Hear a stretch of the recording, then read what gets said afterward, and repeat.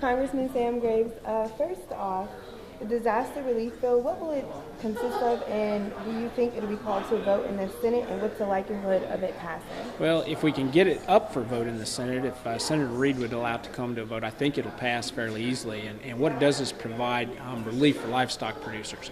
A couple of programs in there very important, the Livestock Indemnity Fund and then also the Pasture Disaster Fund.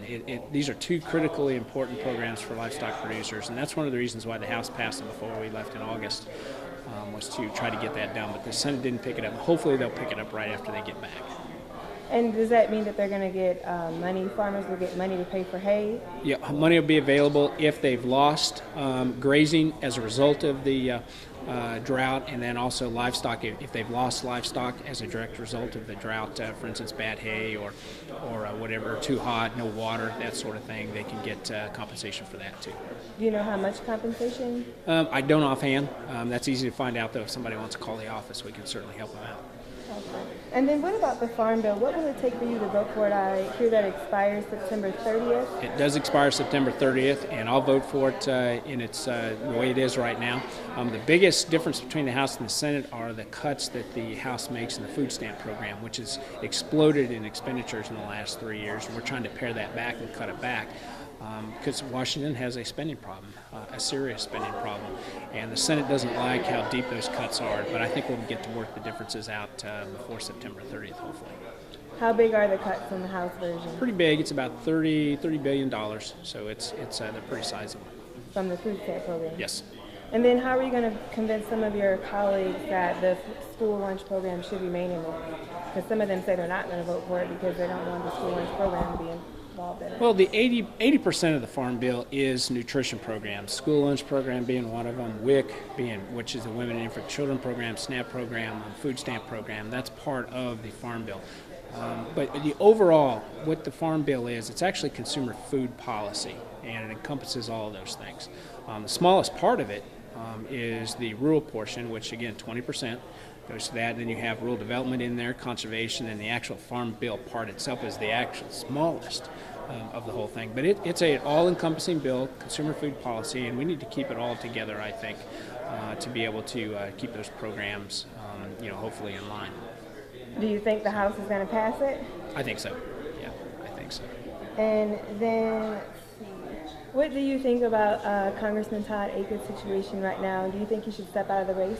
Well, I haven't seen the full story of what he said. He obviously completely mischaracterized what rape is, because it's a terrible, terrible thing, and I disagree with him on that completely. I see that, and I haven't seen the video of his apology yet either, but I guess we're just going to let it play out, and it'll be a decision that he's going to have to make, he and his family on their own. Do you think he should step out of the race? So, well, again, I haven't seen the text of what he said. And I'm going to have to pull that up when I get finished with my tour. But I certainly, I saw the transcript of what he said, and I certainly don't agree with with this characterization of rape. Not at all. So. And speaking of small businesses, what will you do for small business owners if reelected? Well, what I'll do is continue to do what I am. And that is try to keep taxes down. I'm going to go after the regulatory problems that we're seeing from this administration, particularly the EPA, which is out of control. As it pertains to farmers and as it pertains to small businesses, some of the new regulations that are coming about are just, they're over the top and they're job killing.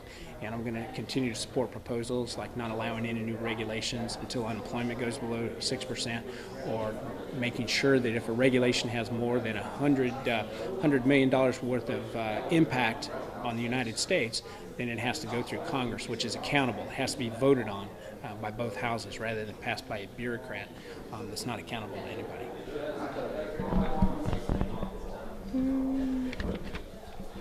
Is there anything else you'd like to say to the voters in this district, in Well, this area? I enjoy what I get to do, and one of the neat things about having so much territory added to a district is you get to meet a lot of new folks, and you get to see a lot of new businesses, and you get to see a lot of things just like this airplane behind me, which is the Memphis Pheasant. I have waited a long time to get a chance to come over here and see it, and I'm very familiar with the airplane itself, and that's kind of one of my big interests is aviation. So it's a pleasure to be able to get over here and touch it.